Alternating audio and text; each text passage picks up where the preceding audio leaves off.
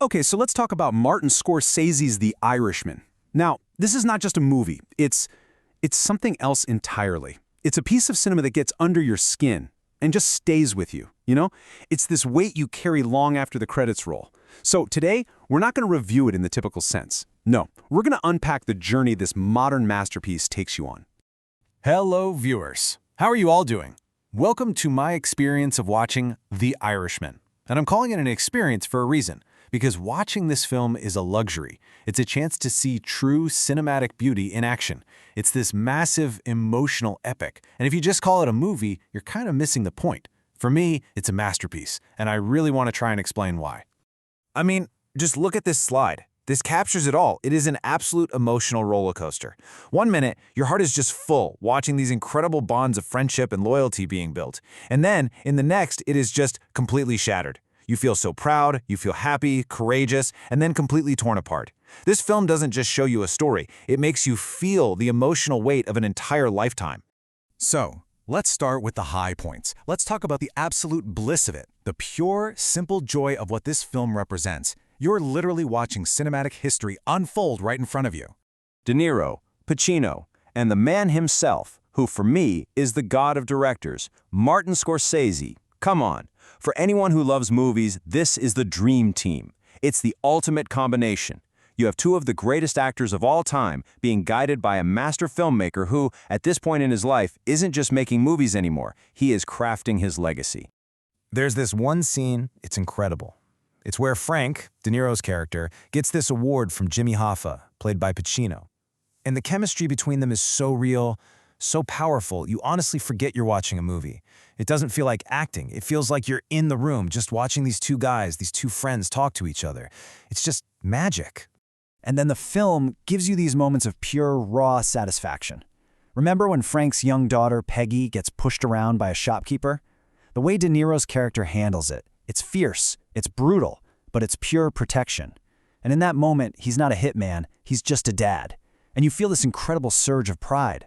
You connect with him on this really human level, which makes what happens later all the more tragic. But see, that's the genius of it. The film builds you up with all these moments of loyalty, friendship, and connection, only to hit you with this one devastating question. What happens when that loyalty, that exact same loyalty, forces you to break the most important bond of all? And this is where the whole thing pivots. This is the moment that comes to define Frank Sheeran's entire existence. It's the absolute emotional core of the story. It's about a single betrayal and the fallout that echoes for a lifetime. I'm talking, of course, about the moment Frank is ordered to kill his friend, Jimmy Hoffa. I mean, after spending hours watching their friendship grow, watching them basically become family, my heart just broke into a million pieces. The silence in that car, the look in their eyes before it happens, it is absolutely one of the most gut-wrenching moments in cinema, period. And this right here, this is the ultimate price he paid. His unwavering loyalty to Russell Bufalino, the man who gave him everything, cost him the one thing that truly mattered. The consequence? The lifelong silence of his daughter, Peggy. She saw what he did, she knew who he was, and she never spoke to him again. He chose one family over another and lost everything in the process. But okay, let's step back from the story for a second and just talk about the craft, the sheer mastery on display here. This is where you just have to sit back and be in complete awe of what Scorsese can do. 3.5 hours. Think about that. In today's world of short attention spans, this man holds you captivated for 209 minutes. And you know what? I never skipped or paused it for a minute. It just went. You get so lost in this world that time completely disappears. You have no idea how long you've been watching. The pacing is just flawless. And look at how he weaves decades of real American history into this incredibly personal story. It's not just a backdrop, it's what drives everything. You have the Kennedys going after organized crime, which puts a target on Hoffa's back. You have Hoffa's rise and his unbelievable power. Then Nixon's presidency, and finally, the pardon that seals Hoffa's fate. It's this epic historical context that makes Frank's small, quiet tragedy feel so monumental. So when you put all of this together, what do you get? Well, for me, it goes way beyond just liking a film. It taps into this deep, almost spiritual love for movies, for the art form, and for the absolute legends who've given their lives to it. I mean, think about De Niro and Pacino.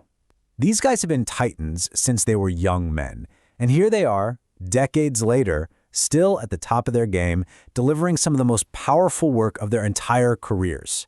At this age, they are living, breathing legends, and we're so lucky to still have them. And that's really what this is all about. This isn't some cold, critical analysis.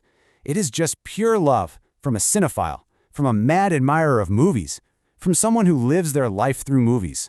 It's a deep appreciation for everything these artists have given us over the years. So I'll just end with this.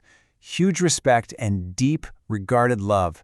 Thank you, Martin. Thank you for this gift. For anyone who truly loves cinema, this film is something to be treasured. All hail Scorsese.